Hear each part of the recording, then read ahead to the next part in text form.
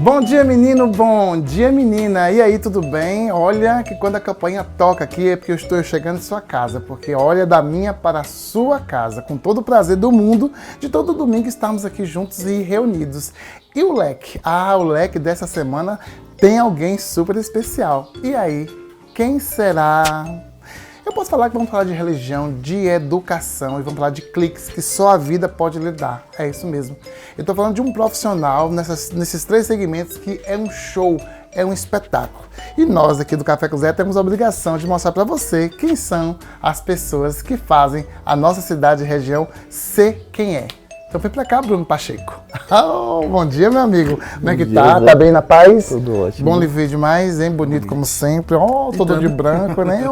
Começar a semana de branco é sempre bom. Domingo de manhã, vamos sentar e tomar um café. Adoro! E aí, meu amigo, como é que tá a vida? Tudo ótimo. Tá bem? Mas tá bem mesmo? Bem. Que bom, Cansaço né? da vida que faz parte, né? É. Bruno, se eu chegar aqui e não perguntar, né, a origem dos meus, a origem, digo assim, onde nasceu, de que família vem, esse programa não tem real sentido. Mas eu queria que você me falasse, Bruno, você nasceu onde? Quem são seus pais? Me fala um pouco da sua família, sua origem. Eu nasci em Poções, criado aqui, nascido e criado. Sou filho de Vadim, marceneiro, sou filho de Natália, que muitos anos aqui em Poções vendeu revista de Hermes, Avon, né, e hoje cuida da casa. Né. Tenho uma irmã, né, somos dois, somos casal. Ela é mais velha que eu, tenho 10 anos, 10 anos. E a minha relação sempre foi com Primavera, né? O bairro Primavera. Primavera, então, né? Nasci e me criei ali no bairro Primavera. Naquela rua toda arborizada, que para mim é um dos exemplos da cidade de Poções. Sim. Nesse momento, a produção está mostrando justamente o que eu estou falando. A sua rua. Né? Não vamos mostrar a sua casa, não, para não ir lá bater na porta. Me dá um quilo de arroz. Mas me fala um pouquinho, por quê? Como é que surgiu a ideia de todas aquelas árvores? Porque eu sei que você... né, faz parte também disso, né? Os moradores e tal. Me fala um pouco desse projeto. Poções surgiu o projeto Mangangá, né? Um grupo de pessoas que já gostava dessa ideia de arborizar, via essa necessidade. E uma certa vez eu procurei Ana. Eu falei, Ana, vamos arborizar a minha rua? Entrei em contato com todo mundo. Tem uma coisa interessante na minha rua que assim, eu sou de todos os mais velhos, sou o novo da rua, mas que tem o respeito dos mais velhos ali. E aí eu fui batendo de porta em porta, falando, a gente vai plantar árvore nessa rua. Elas, não, vai quebrar meu passeio, vai acontecer isso, vai acontecer aquilo. Eu falei, garanto que não. Se quebrar, a gente conserta, se tiver algum problema, a gente resolve. E a gente conseguiu plantar naquela rua 56 mudas de quaresmiras. Claro, algumas morreram, outras foram necessárias retirar por questão de mudança de casa, de estrutura da casa mesmo. Porém, a gente tem muitas, né? E é a rua mais arborizada de Poções. Menina, ela é incrível. A gente passa ali, é uma fragrância incrível aquele lugar, né? Sim. E me fala uma outra coisa aqui. Você sempre morou naquela casa, naquela rua? Sempre. Nossa, Sempre. Ou seja, eu moro ali há 30 anos. Já falou a idade, gente, eu não me pergunto. Eu amo falar a minha idade. Bruno, você não tem problema com essa questão? Nenhum, pelo contrário. Eu acho que eu cheguei na idade que eu queria. Cheguei nos 30 anos. Eu queria vivenciar, eu queria sentir o prazer dos 30 anos. Uma outra questão. Eu sei que toda criança, né, tem sua vida levada, sapega, corre dali, por aqui, mas ela também estuda. Como é que foi sua vida, né, nesses 30 anos? Gente, o menino tem cara de 16, meu Deus, tô passado. Me fala como é que foi sua vida, sua relação criança. Nossa, minha vida foi muito boa. Eu sempre fui muito ativo. Correndo pra lá, correndo pra cá. Sempre fui muito brincalhão, sempre fui muito de estar na rua, mas eu sempre foquei em estudar. Eu sempre pensava que se eu queria alguma coisa, eu venho de família pobre, né? Meu pai, marceneiro, que precisava trabalhar o dia todo na serraria pra gente ter o alimento em casa. Então, se eu precisava ter alguma coisa, só me sobrava o estudo. E uma vez a professora chegou pra mim e falou assim, professor ganha bem, iludida. Mas eu falei, bom, eu posso ser professor.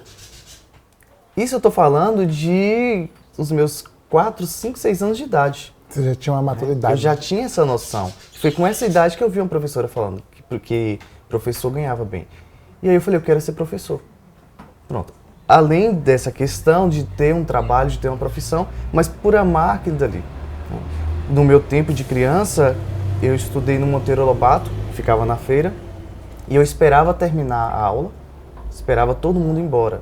Meu pai sempre chegava atrasado, porque tinha que sair da serraria e me buscar numa bicicleta. Eu já ia perguntar por que chegava atrasado, você me fala. Era um propósito mesmo, porque quando todo mundo saía, sobravam os pedacinhos de giz. E eu pegava aqueles pedacinhos de giz, levava para casa, eu pegava uma madeira chamada Duratex, prendia na parede e começava a escrever. Nessa brincadeira, eu alfabetizei uma senhora e alfabetizei um colega da minha rua. Meu Deus, que Brincando. coisa linda! Brincando. E aqueles pedacinhos de giz eu me lembro. Eu pegava para riscar amarelinha no chão, demarcar linhas de cuscuz, que era brincadeira de bater, dar murro nas costas. Não faça isso, gente. Sim. Mas que bom que você teve essa essência de você perceber isso. E saiu do Monteiro Lobato, seguiu para que destino? Monteiro Lobato fui para o Luiz Heraldo, saí, fui para o Alexandre. Eu gosto de falar essas coisas porque eu tenho um amor enorme pela educação. Então sempre quando eu vejo aluno vindo do Alexandre, eu estudei lá. Vindo do Luiz Heraldo, eu estudei lá. Terminei o meu ensino médio no Alexandre e de lá imediatamente já saí para a UESB. Eu fiz letras na UESB, terminei letras, passei por muita dificuldade porque eu não tinha noção de graduação, não tinha noção de como seria uma universidade, né? E aí consegui terminar, de lá parti para a UESC para fazer o mestrado e hoje sigo lá fazendo doutorado. Estou no meu segundo ano do doutorado. Ó, pra você ver, chegou lá com o pé praticamente atrás e hoje anda com os pés à frente. Pode ser uma dica para você que está aí achando que não pode, viu? Olha, você pode, você consegue. Eu sempre digo que nosso programa vai exemplificar outras vidas e olha, o exemplo está aqui para você. Acredite. Bruno, me fala uma coisa. Aí você está fazendo doutorado hoje, né? Você também é educador em uma unidade escolar aqui da cidade. Digo eu que uma das maiores, mais renomadas. Eu ia chegar logo à frente com ela, mas já quero tocar logo no assunto. Sua relação com a educação hoje no IESEM, como é que você consegue? Você dá aula em outra escola ou só IESEM? Hoje só IESEM. Hoje só IESEM. Mas eu queria que você me falasse qual é a sua relação com o IESEM hoje, o que você pode absorver e entregar para essa escola? Eu posso voltar, eu gosto muito de história. Eu posso voltar para chegar. Vamos lá. A minha relação com IESEM é interessante. Nessa minha fase, de novo, meus 13 anos por aí, eu fui convidado para uma feira de arte no IESEM. E eu cheguei todo tímido na porta. Eu travei e não consegui entrar. Eu vi pessoas elegantes, vi pessoas que eu entendia como pessoas bonitas, pessoas que pareciam ter uma classe totalmente diferente da minha, e eu não consegui, voltei. Eu voltei muito triste, eu fui de mototáxi e voltei a pé. E nessa volta, ao mesmo tempo, triste com raiva, falei assim, eu vou voltar para essa escola para ser professor.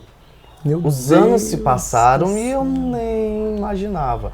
Minha sobrinha participou do projeto Aluno Nota 10, que é um projeto incrível, que dá oportunidade a pessoas de baixa renda ter uma bolsa na escola. E quando ela passou, eu falei, oh, que bacana. Pronto. E ainda brinquei com ela, falei assim, eu vou ser seu professor um dia, talvez lá ou talvez em outro lugar. E de repente uma amiga me liga e fala assim, Bruno, eu tô saindo do IESEM, eu passei em uma seleção muito boa, tô saindo do IESEM e indiquei você. Falei, tá, né, vamos ver, até então eu não botava fé. Aí um certo dia eu tava na outra escola, Ângela me liga. Bruno, eu falei, oi, você pode vir aqui conversar, você pode mandar o seu currículo. Aí na hora ela falou assim, não precisa, eu já tenho aqui outro currículo, vem aqui pra gente ajeitar tudo. Então, vamos lá. E Ângela é bem assim, né? Ângela é maravilhosa, né? Prática. Eu acho a Ângela necessária. Sim. Ela é muito, muito prática. E chegou, ela, olha aqui, funciona assim, assim, assado. E as turmas são essas e vou lá. Aí eu, bora. Quando eu percebi, alguém me perguntou, eu entrei numa sala, que era uma turma muito agitada, e quando eu olhei para um lado, olhei para o outro, eu falei, eu estou onde um dia eu falei. A palavra tem poder. O EFO tem poder. Quando a gente solta no ar, isso volta de alguma forma. E quando eu me vi, eu já estava ali, contratado, trabalhando em uma escola que tem um porte muito grande em questão de estudo, em questão de valorização da vida do aluno. E eu me encaixei perfeitamente, porque para mim sempre pensei da seguinte forma, educação é para a vida. Eu preparo o aluno não é para passar em um vestibular apenas. Eu preparo o aluno para a vida. Nesse caminho, existem as entradas, que é um concurso, que é um vestibular, mas eu preparo para ele ter caráter. E lá eu encontrei isso. Então, quando eu me vi, já estou lá há 2 anos, e falei, pronto, cheguei onde eu queria. E amo trabalhar naquela escola. Eu me sinto acolhido por quem eu sou. Eu não precisei colocar uma fantasia, colocar uma capa, eu não precisei disfarçar nada. Eu fui aceito como eu sou. Pronto, o profissional. Numa conversa com o Derli, falei, Derli, como é que vai ser aqui? Ela, vai ser o Bruno profissional. O Bruno, que foi meu colega em outra escola, que estuda muito, que tem um bom currículo, é esse Bruno que a gente precisa aqui. Nada mais do que isso. Não fez asepsia de sua pessoa? Nada, nada. É uma escola que acolhe, é uma escola que traz o menino para perto, é uma escola que mostra quem realmente é o professor e é uma escola que mostra a vida. Digamos que o IES é uma escola inclusiva? Totalmente. Bruno. Totalmente. Bruno, você tem alguma dificuldade em tratar, tudo é muita moda, né? Já passaram por aqui outros professores da unidade e eu gosto de ouvir de cada uma a propriedade. Em relação à plataforma, ela ajuda ou não desenvolve tanto a sua questão? A plataforma é uma coisa incrível. A gente vive em um mundo digital e sabe que o menino está o tempo todo com o celular. Não há jeito. Não tem para onde correr. Então, quando a gente pensa na plataforma, a gente vê a necessidade ali de trazer o aluno para perto. Como? Ele vai estar ali com o celular na mão, ele vai ter acesso a tudo. Mais do que isso, tem uma coisa interessante. Os últimos anos, o Enem tem cobrado muita literatura contemporânea, ou literatura marginal, que é chamada desse nome mesmo, né? Que vem das margens, não vem do centro da questão europeia. O ano passado, se eu não me engano, foi o ano passado, o Enem cobrou bastante essas literaturas marginais, então Carolina Maria de Jesus, Conceição Evaristo, Itamar Vieira Júnior. E a plataforma, em pouco tempo, mudou toda a estrutura de literatura moderna. Então, hoje, o aluno da 3ª série está estudando exatamente o que caiu no Enem o ano passado. Isso seria impossível com um livro físico.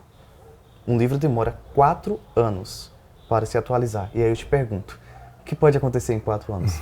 Muita coisa. Muita coisa. A gente não dá conta. Só para complementar a linha de pensamento, que eu sei que fica todo mundo esperando aparecer um professor do IES aqui para vocês saberem o que se fala a respeito da plataforma, né? Como é o nome da plataforma, Bruno? A Geek. A Geek. Isso, Geek One. Por exemplo, eu estou aqui com o meu celular na sala de aula, se eu entrar no Instagram, o monitor, o professor, ele consegue identificar, Sim. né? Sim. Então não é aquela coisa, porque recentemente teve uma lei, né, que proíbe o uso de celular, né, na escola de uma forma balela, de uma forma, né, aleatória. Isso. O celular pode ser usado realmente na escola com uso próprio. Isso. Confere? Pedagógico. Exato. Pedagógico. Ô Bruno, existe um controle? Vocês realmente funcionam? Se o aluno pegar o celular para usar em outro sistema, vocês conseguem identificar mesmo? Sim. Primeiro que o IES já inovou. Desde o ano passado, antes dessa lei já ser fundamentada, o IES já tinha um nicho e a gente colocava o celular dos alunos lá. Então, a gente já evitava esse contato. Por quê? O celular na escola, no IES, é fundamental para fins pedagógicos. Apenas. Então, antes da lei já ser tida ali, né, já ter batido o martelo em dizer agora está proibido, a gente já praticava isso. O que o IES fez este ano? Colocou uma portinha nesses nichos, o aluno entra na escola, entra na sala de aula, a primeira coisa que ele faz, às vezes até antes de um bom dia, é colocar o celular. O professor fecha, a chave é colocada na secretaria, caso ele não utilize o celular, é colocado na secretaria, pronto. E a aula flui tranquilamente. Quando a gente precisa fazer uma atividade, eu tenho um controle. Eu estou com o meu notebook na minha mesa. Se o aluno sair da página, que é a página da atividade, e ir para qualquer outra, talvez a gente não vai saber qual é a página, mas imediatamente o sistema acusa que o aluno não está na página. Puxa. Ou seja, a gente pode chamar atenção. Então, fulano, por que você saiu da atividade? A gente sabe o tempo que ele gastou, a gente sabe detalhes. E o mais interessante, não precisa ser somente a gente. Os pais também podem ver. Os pais têm acesso? A tudo. Rapaz, é incrível. A tudo. Não adianta um aluno falar que ele está o dia todo, 4 horas seguidas, estudando, e ele não está ali. Porque se o pai pegar o registro histórico, ele vai ver quanto tempo realmente ele ficou na plataforma. Então, a plataforma funciona da seguinte forma. Quando você abre, ela começa a constar ali o tempo. Pronto, vai constando o tempo. Se você sai, ela pausa. Se você ficar 1 hora fora, ela não vai constar aquele tempo que você ficou fora. Interessante. Então, é possível ver quanto tempo. E é possível saber se realmente o filho está ali usando a plataforma ou não. Ou não. Vocês viram, gente? Conseguimos sanar algumas dúvidas aí, né? Gente, eu tô aqui com o professor Bruno Pacheco, né? Esse cara que é... Esse cara sou eu, professor, né? Um cara, assim, sabe? Extremamente ligado à questão religiosa. E outra coisa, um grande fotógrafo. E nos próximos blocos nós vamos falar a respeito dessas demais profissões dele, porque olha, o leque aqui é incrível. Então, chama quem está deitado ainda e fala que o negócio aqui tá bom, porque o Café com Zé tá no ar. E eu estou indo para os comerciais em nome de Vida Saudável e Panificadora Conquista. É rapidinho.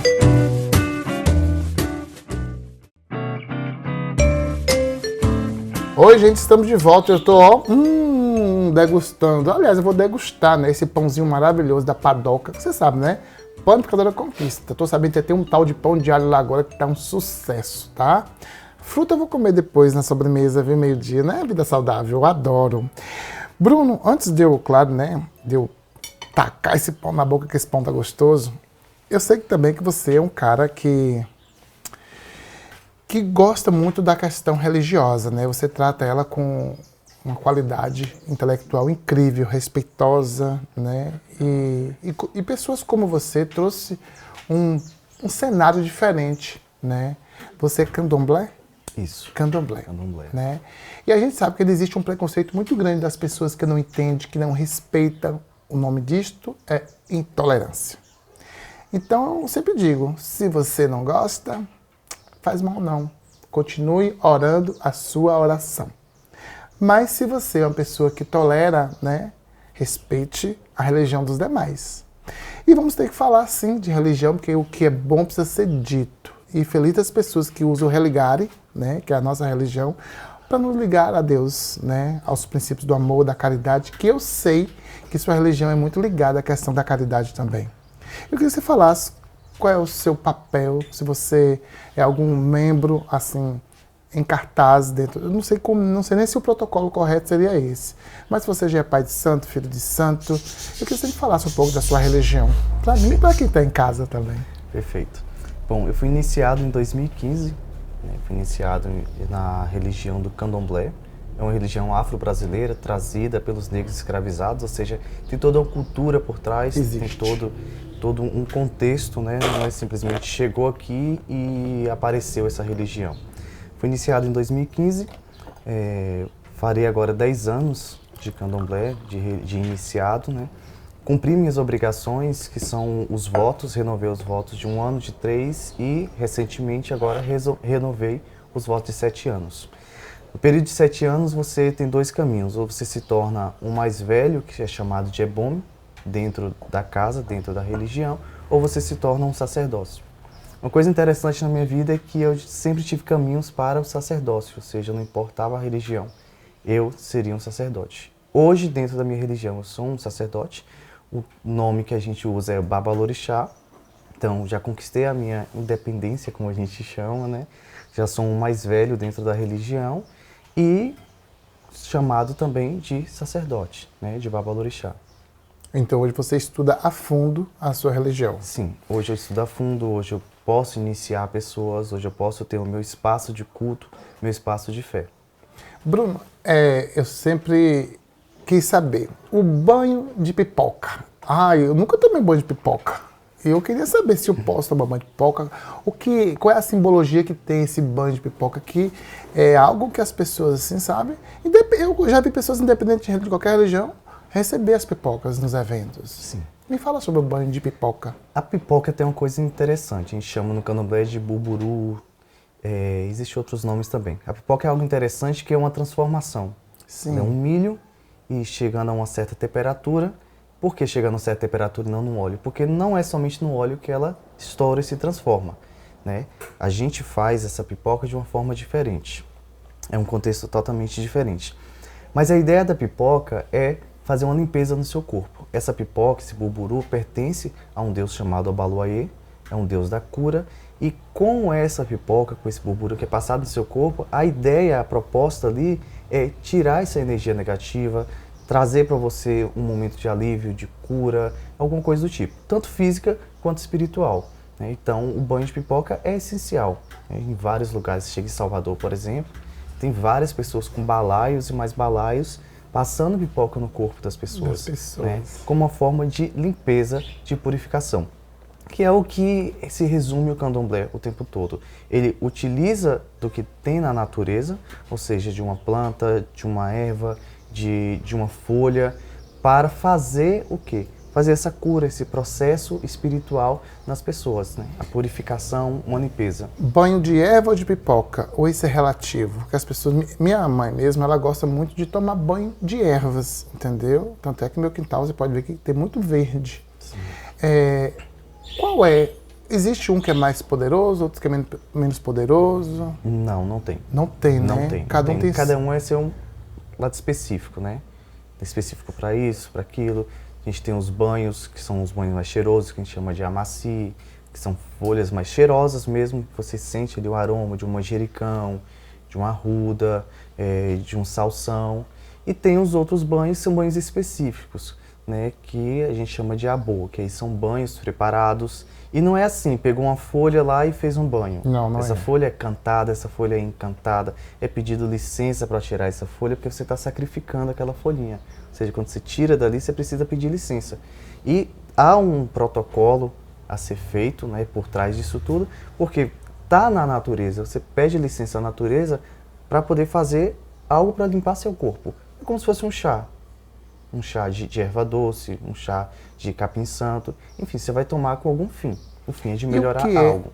A selga? A selga. A selga. A selga, não tem nada específico. Não tem nada específico, né? Não tem nada específico. É que eu recebi informação de que tinha a selga, então não existe nada específico nessa questão. A selga, né? É uma verdura, né? Mas não tem nada específico. Não tem nada, né? Não. Tá. Uma outra questão aqui. Sal grosso é um dos banhos mais populares que existe. Normalmente, tô todo quebrado. Não aguento nada. Vou tomar um banho de sal grosso. O banho de sal grosso, tomado de qualquer forma, porque eu conheço pessoas de outras religiões, que eu não vou mencionar, para não existir um atrito, que fala, vou tomar um banho de sal grosso. Esse banho de sal grosso é específico do candomblé ou não? Sim. Sim, né? Todos os banhos são específicos do candomblé. Tá vendo, gente? Tá vendo? Todos os banhos, né? A gente há aí uma mistura e a gente sabe também que não adianta. A cultura, ela se expande e a gente vê aí outras religiões praticando questões que seriam do candomblé, né? O engraçado é que muitas dessas pessoas são intolerantes, né? Mas chegam em determinados lugares, tem um banhozinho de sal grosso, tem ali um banhozinho de erva, um banhozinho de rosa, isso e aquilo, que vem tudo do candomblé, vem tudo do preto que saiu de lá, que foi retirado de África, né? Que passou, atravessou esse Atlântico, que sofreu muito, chegou aqui no nosso país, né, como um homem escravizado, como uma mulher escravizada, mas que trouxe a sua cultura, que trouxe as suas raízes para cá. Então não foi nada em vão. Então esses banhos estão ligados sim ao candomblé, estão ligados à espiritualidade. Ora, não é porque você não é de candomblé que você não possa tomar, mas esteja ciente que é um banho de candomblé e que vai lhe fazer bem. A proposta é essa. Se a gente for pensar no candomblé, se for pensar, você começou falando sobre o termo religião, que é religare, né? Esse termo, ele deveria ser utilizado, religião, somente para as religiões que se desligaram dos seus deuses. O candomblé nunca se desligou do seu Deus, porque no candomblé, o nosso Deus, ou melhor, os nossos deuses, se faz presente na terra conosco. Então eles vêm, estão na terra conosco o tempo todo. Então a gente nunca se desligou. O negro, o africano, quando saiu de África, quando foi retirado de África e veio para cá, ele trouxe consigo o seu Deus. Bruno, a gente sabe que existem ervas poderosas, né? Eu vou pegar o alho e a arruda, né? Que são dois poderosos, né? aquela folha de arruda na orelha da pessoa, é uma simbologia incrível. E eu já vi pessoas, como eu volto a dizer, que não é da religião candomblé, com a arrudona, meu amor, pendurado no pescoço, ou um dentão de alho escondido no bolso. Qual é, né, a forma, né, de você tratar e de nos transmitir um conhecimento desses dois itens? A gente vive muito essa miscigenagem, esqueci a palavra Tranquilo. que seria para descrever isso, mas essa mistura mesmo. Né? A miscigenação do Brasil, ela não só vai na pele, no corpo, né? Vai na cultura também, sincretismo, essa é a palavra. A gente vive esse sincretismo, onde determinadas religiões ou culturas pegam outra e vai juntando ali. A gente vê muito essas pessoas com um galinho de arruda, tomando banho de guiné, com um alhozinho ali, soprando canela na casa no início do ano. Então essas, vou colocar como superstições, que eles veem dessa forma, superstições, ou esses rituais, essas simpatias, são todas trazidas pelo negro. Se for pensar na Europa, não existe esses tipos de simpatia. O cristianismo não pratica a simpatia. Mas essa simpatia chega na casa de todas as pessoas que querem o quê? Querem o bem. Por que está soprando uma canela dentro de casa no início do ano? É porque quer atrair coisa boa. E se a gente quer atrair coisa boa, por que não utilizar de uma determinada religião que está nos fornecendo algo bom? Não é assim? Bruno, a gente sabe que existe Umbanda e existe Candomblé. Se você tiver propriedade de mim, distinguir uma da outra, eu queria que as pessoas também entendessem em casa o seu ponto de vista. Essa é uma pergunta importantíssima. Não é? Importantíssima. A gente vive em um contexto que hoje as pessoas meio que não sabem. Ficam confusos, perdidos ali. Bom, o que é o candomblé? O candomblé é uma religião afro-brasileira. Não existe candomblé em África. E lá não tem Candomblé. Não existe candomblé em África. É como capoeira, não tem lá. Não existe. O que acontece é, quando chega no Brasil, esses negros trazem consigo os seus deuses. Então, se você é de determinado lugar, de determinado espaço, você cultua um deus, eu cultuo outro, vamos juntar e vamos criar um culto a esses deuses. E aí surge o candomblé. Então, é uma religião afro-brasileira que vem de África, o culto aos deuses, e aqui se forma o candomblé, que é a junção. Inclusive, o candomblé é uma palavra francesa. Candomblé? É uma palavra francesa. A gente fala candomblé, não é candomblé. Candomblé. Candomblé, isso. né? Algumas pessoas falam cadombré. São variações linguísticas, né? Mas a palavra dentro da norma culta é candomblé.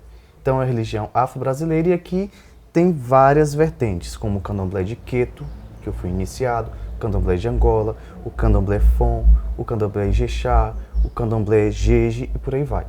A Umbanda, em contrapartida, já é uma religião brasileira, 100% brasileira.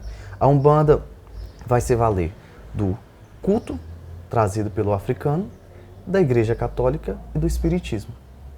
E aí surge a Umbanda. Então, o candomblé é o culto aos deuses africanos, e aqui eu não vou mencionar exatamente a orixá, porque não se trata apenas de orixá, se trata de inquice, se trata de vodum, então cada um é específico. E a Umbanda é um culto brasileiro. Se você chegar em algumas casas de Umbanda, você vai ver a imagem de Jesus Cristo. Verdade. Existem muitos representantes de igreja em centros, né? Isso. Principalmente Santa Bárbara, eu lembro. Exato. Vou fazer menção a ela aqui, porque eu conheço, eu estudei, e o curso de letras não leva, né, justamente esses segmentos religiosos, né? A gente teve no meu estágio que vemos lugares. Então eu fui a alguns lugares que eu me recordo muito bem, que lá estavam imagens de santos da igreja católica. Talvez seja por isso que existe um certo conflito em relação... Eu acredito que não. Não, né? Eu acredito que não. A Umbanda ainda vive esse sincretismo. O sincretismo para a gente de candomblé, claro, para algumas pessoas, inclusive para os meus mais velhos, alguns ainda mantêm esse sincretismo de dizer que Santa Bárbara é Oiá, né? Para outros, não. Eu defendo totalmente a divisão. O sincretismo foi necessário. No período que o negro, o africano, não podia cultuar o seu Deus, ele tinha que usar como forma de subversão, ele tinha que utilizar desse sincretismo para poder cultuar o seu Deus. Entendi. Então, quando a polícia batia a mando, né, de quem estava no poder, batia na porta de um terreiro para perguntar o que estava acontecendo, estava a imagem de Santa Bárbara lá. Mas, na verdade, eles estavam cultuando a Oiá. Entendi. Então, é uma forma de subversão, porque o negro, ele sabe subverter. Já apanhou Ele tanto sabe. na vida, né, nega? Eita, que Ele essa coisa sabe. levou porrada, meu amor. Se eu não jogar o gingado, já era, viu? Exatamente. Então, isso tudo está ligado ao sincretismo que nós temos hoje, e a Umbanda ela ainda mantém, cultua esse sincretismo, né, de Santa Bárbara, ser Oiá, de Oxum, ser Nossa Senhora da Conceição, algo que pra gente já não existe mais, já não tem mais. Mas quando você chega em um terreiro de Umbanda, você vai encontrar um altar com muitas imagens católicas. Você vai encontrar entidades chegando, dizendo louvado seja o nome do Senhor Jesus Cristo. Algo que não acontece no candomblé.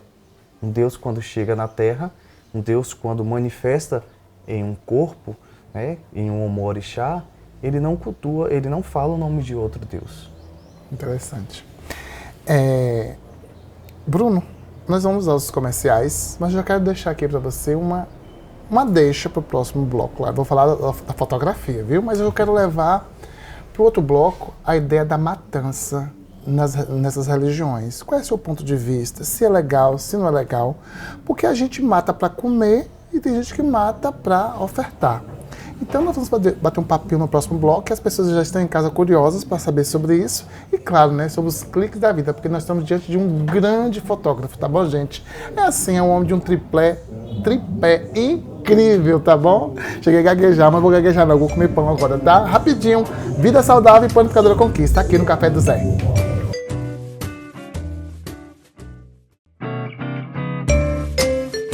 Oi, gente, estamos de volta. Você sabe, né? Estamos aqui num bate-papo em off, que esse intervalo a gente bate um papo legal, viu?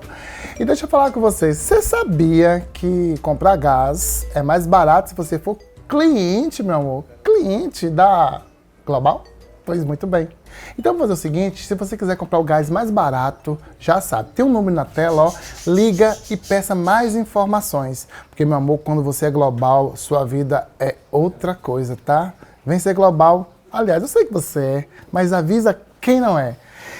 Bruno, meu amigão, eu deixei, claro, né, aquela deixa para esse bloco. Nós falamos sobre uma fase que a gente...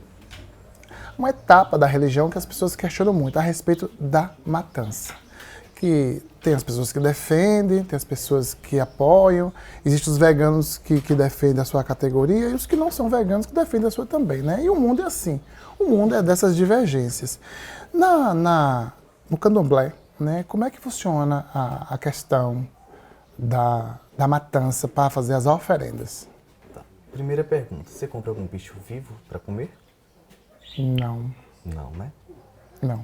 Vamos começar então por aí. O candomblé é uma religião arcaica, velha.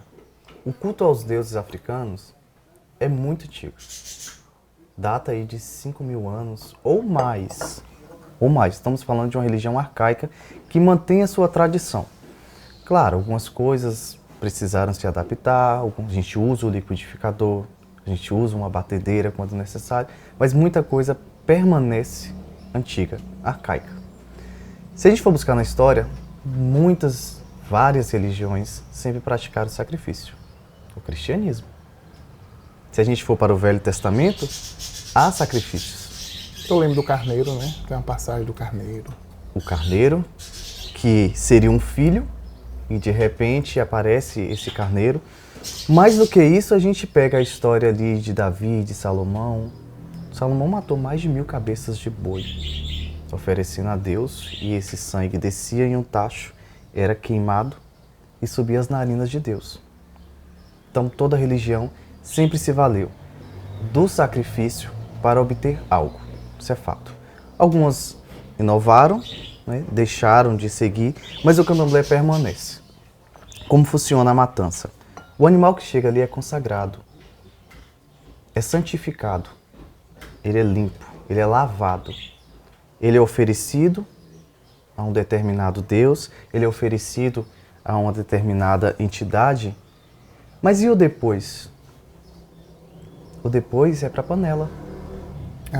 Este animal, ele vai servir como alimentação. Se for pensarmos, no candomblé não deveria entrar comida de fora, carne de fora, porque a gente não sabe como esse animal é morto lá fora. Você não sabe como que a vaca, o boi, a galinha é morto. Lá e chega na sua mesa. Então, dentro do candomblé, há toda uma ritualística. Esse animal é rezado. Há um respeito com esse animal para ele passar pelo sacrifício. Então, quando esse animal é entregue a determinado Deus, a um determinado orixá, Inquice, Vodum, para esse sacrifício, ele foi consagrado antes. E após ter oferecido, ter ofertado, que é uma oferta. Quando se fala oferenda, hoje a gente tem um lado pejorativo de oferenda, de sacrifício. Mas quando é ofertado ali, a carne daquele animal vai nos alimentar.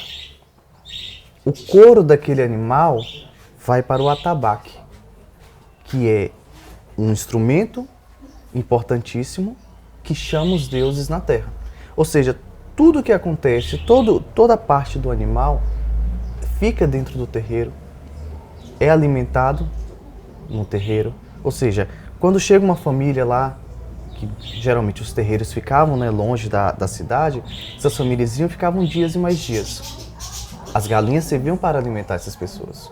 O bode, a cabra, o boi, enfim, serviam e serve para alimentar essas pessoas. Então você não vai encontrar uma pessoa de terreiro em um açougue comprando carne. Pode até ser que vá ali querendo uma carne diferente, uma coisa, mas é aquele alimento que entrou ali. A sua mãe, provavelmente, ou sua avó, já comprou alguma galinha, já matou a galinha e fez aquela bela galinhada. Ai, fala não, amigo. Adoro. Com certeza. Mas ela sacrificou aquele animal. E se a gente for buscar aí no contexto o que é sacrifício, a gente vai entender o contexto dessa palavra e vai saber que há uma necessidade de um sacrifício. A gente sacrifica tudo na vida. É bem provável dizer aqui, talvez a gente não lembre, né? Mas hoje existe uma lei que apare qualquer outra questão, né? Porque a galera, digamos, entre aspas, do mimimi, as pessoas que reivindicam, são muitas. Hoje, acredito eu que o candomblé existe também uma lei que dá cobertura, sim, não só na matança, mas no contexto geral, sim, né? Sim, o STF julgou como legal, né, a matança dentro, o sacrifício dentro de um terreiro. Porque são animais comestíveis, são animais que a gente come. E vocês não matam e jogam fora? Não, não matamos e jogamos fora. Ah, mas se passou em algum lugar e viu uma galinha. Isso é outro contexto, que não cabe nem discutir aqui. Isso é outro contexto, né? Há pessoas dentro da religião, como em todas, há pessoas na religião que sempre faz e comete algum erro. Mas a gente não pode julgar essa pessoa, exatamente, pelo todo. O erro do outro não é erro da gente. Exatamente, exatamente. Então, hoje nós estamos amparados na lei. Uma galinha pode ser sacrificada dentro de um terreiro.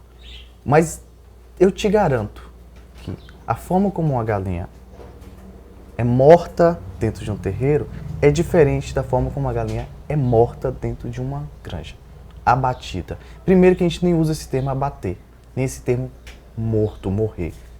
Estou trazendo aqui outros termos para entendermos melhor. Mas nem existe esse termo abater. A gente usa sacrifício. Porque a gente entende que aquele animal está indo no nosso lugar. A gente entende que a gente precisa ofertar algo. Como os antigos sempre fizeram. Como diversas outras religiões sempre fizeram. Tranquilo. Aprendi muito agora, viu? Eita, coisa boa. Eu queria ficar nesse papo aqui um bom mais tempo. Mas eu tenho que falar, claro, né? Dos cliques. Gente. Bruno Pacheco, né? Professor, né? Religioso, mas ele também é um grande fotógrafo. E daqui a pouco vocês verão aí na tela algumas imagens. Mas antes de eu trazer essas imagens para que vocês possam ver, eu queria que você me falasse por que a fotografia também em sua vida. De onde veio essa ideia de fazer registros? Eu lembro bem que você registrou o casamento da minha irmã e lá estava, né? Sabe? O congelamento de toda uma vida através de uma fotografia. Mas por que você escolheu a fotografia? Nossa, a fotografia entrou na minha vida assim que eu nem esperava. Eu nunca fui de ser fotografado. Sempre gostei de estar atrás da câmera. E, num certo momento, não sei como, despertou esse interesse em mim. Por que não a fotografia? Eu sempre fui muito plástico, muito versátil. De ir pra lá, pra cá, de permitir as coisas. Se não desse certo, ok. Mas eu sempre fui de testar. E uma certa vez eu falei, por que não a fotografia? Foi quando eu resolvi comprar uma câmera e aí vamos estudar. Lembra da marca da câmera? Lembro, a marca Canon. Canon. Sou apaixonado pela Canon, né? O pessoal da Nikon já vai ficar assim meio comigo, mas eu sou apaixonado pela Canon, né? A Canon é uma marca incrível. E eu falei, por que não uma câmera e por que não a fotografia? E aí eu me descubro fotógrafo, autodidata, né? Nunca fiz curso profissional. Fiz 2 disciplinas no curso de cinema na UESB e eu lembro que o professor falou assim, tá caçando o que aqui, rapaz? Eu falei, eu vim estudar. Ele, moço, o que tem aqui? Tu já sabe de tudo. Eu lembro que nas aulas de campo, ele, você fica com esse grupo, explicando todo o contexto de fotografia, e eu fico com esse grupo. Ou seja, eu vim para ser aluno e me tornei um professor, né, nessa disciplina. Então, sou autodidata na fotografia.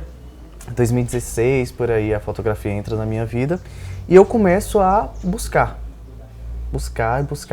e começo a tentar entender como que a fotografia poderia ser mais do que um clique, mas um registro, como você disse, um congelamento. E eu me apaixono por algo que até então não existia na minha vida. Fotografia, na minha época de criança, era uma coisa muito difícil, era uma coisa complicada de ter pelo custo. Até hoje não é algo barato, né? Só que hoje está mais acessível. Então eu me descubro fotógrafo, me vejo nesse ramo e começo a trabalhar profissionalmente em poções. Comecei com 2 pessoas, Yara, que hoje é tatuadora, e Everton, que segue também na fotografia. A gente começou ali com o estúdio da fotografia, fazendo umas fotos aqui, fazendo umas fotos acolá, uma coisa bem ainda tímida. Aí a gente viu que cada um tinha uma pegada diferente e aí, vamos separar? Bora. Separou e continua amigo, um ajudando o outro quando precisava. Aí a gente começa, eu crio o Bruno Pacheco Fotografia, ou como algumas pessoas gostam de chamar, o BP Fotografia, e os meninos seguem por outros caminhos, né? Hoje Yara se destaca brilhantemente na tatuagem. Maravilhoso. Se eu tivesse coragem, eu faria uma tatuagem. Eu falo, meu corpo só é dado a Yara para tatuar. Não tenho coragem de outra pessoa, porque ela é incrível nisso. Então, sigo. Hoje eu não consigo mais dar conta de fotografar a demanda, com né? Isso, né? Mas um ou outro cliente, assim, a depender da especificação, você consegue atender? Sim, sim. Qual o ramo de fotografia que você mais gosta? Qual segmento? Aniversário, festa infantil, casamento? Eu amo casamento. Casamento, Eu acho uma coisa incrível. São muitos momentos, são muitos destaques ali.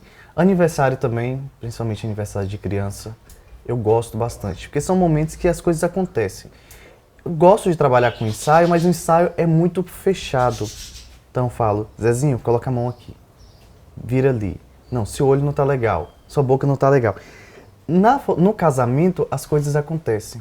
É uma criança que tá ali rindo de alguma coisa, é uma lágrima que correu do olho da noiva, é o padre que falou alguma coisa, ou o pastor, ou qualquer outra pessoa, um juiz de paz que falou alguma coisa ali, e de repente, pá, criou uma emoção. Enfim, eu gosto desses momentos, congelar esses momentos, porque quando a foto é mostrada, a pessoa imediatamente lembra, fala, nossa, eu lembro do que aconteceu aqui. Então, é mais natural, é orgânico, a coisa acontece. Então, eu sou apaixonado pelo ramo de casamento e de fotografia de criança. Ah, mas vai lá que de repente eu quero tirar a roupa todinha e fazer uma foto. Como é essa conexão? Nossa, essa pergunta já me fizeram várias vezes. Porque, né, já me perguntaram, você já fez um ensaio sensual? Falei, tanto sensual quanto erótico. Como é que é? Ui, que babado. Normal, uma coisa natural, você tá ali. Eu acho que é até pior porque o momento exige mais concentração, no sentido de, é mecânico. Então você tem que estar pensando o tempo todo em luz. Geralmente esses ensaios acontecem de forma interna, né? Então você tem que estar pensando em luz, será que o flash está bom? Será que não está? Como está o corpo da pessoa naquele momento? Se a posição é boa, o que a pessoa quer que seja favorecido? O que não quer que seja favorecido? Geralmente as mulheres têm problema com a barriga, né? Então, sempre não tem é que só elas não, meu amigo. Tem que puxar a barriga, tem que valorizar um pouco mais os seios, tem que valorizar um pouco mais os glúteos. Então, tudo isso a gente tem que ficar ali o tempo todo olhando. Então é tudo muito mecânico, é tudo muito profissional e flui muito bem, né? Eu já tive experiência de fotografar tanto um ensaio sensual como um ensaio erótico. Foi confuso e demorado, porque Imagina. Tinha que esperar os momentos certos ali, tinha que ter todo um preparo de luz, de corte de luz, o que era para ser de fato mostrado, o que não deveria ser mostrado, ou o que não deveria ser mostrado, e em algum momento tinha que dar a entender que está sendo mostrado. Então é todo um jogo de luz. Fotografia é luz, né? Então tinha que acontecer daquela forma. E aconteceu. E aconteceu. É igual o tempo, acontece tão rápido quando a gente tá batendo um papo bom como esse. Bruno, De fato. nós nem terminando de tomar o café, mas a gente vai tomar em off. Sim. Nós estamos chegando ao final. E claro, né, esse espaço aqui não é só para levar conhecimento às pessoas, entretenimento também. Mas é um momento também de você fazer esse agradecimento, aquele agradecimento especial que você quer fazer para alguém que está tão longe ou distante, porque aqui nós conseguimos alcançar tantas pessoas. Seu Instagram está aí na tela, as pessoas podem segui-lo, tá bom? Para conhecer o trabalho dele, nos 3 segmentos mais deliciosos da vida dele. Mas o tempo agora é para que você possa fazer seus agradecimentos. Meu agradecimento é a você por essa oportunidade, amigo, a tudo obrigado. que estava acontecendo aqui, né? Este momento maravilhoso. Quando a produção me procurou, eu falei, vocês querem falar de qual Bruno? Qual é o assunto que vocês querem falar, né? Porque a gente vive em uma cidade pequena, a gente vive em uma cidade que ainda carrega esse tradicionalismo, esse conservadorismo. Então eu perguntei, qual Bruno? Vocês querem polêmica?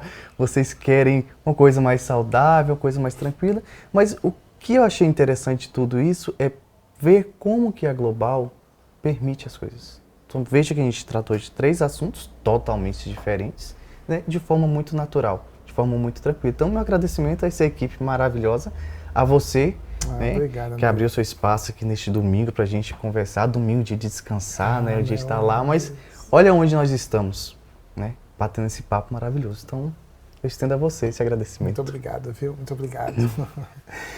E você aí que está em casa, de qual você quer descobrir? Hein? Você quer saber quem é você? Pois eu descobri quem é Bruno. Agora você descubra quem é você. De qual você quer que nós falemos de você. Então levante-se, balance o cabelo e acredite. Dentro de você existe vários você. Mas qual que você quer que falem de você? Não importe. Só deixe que falem. Uma boa semana, que Jesus te abençoe e até domingo aqui nesse mesmo lugar, no Café com Zé.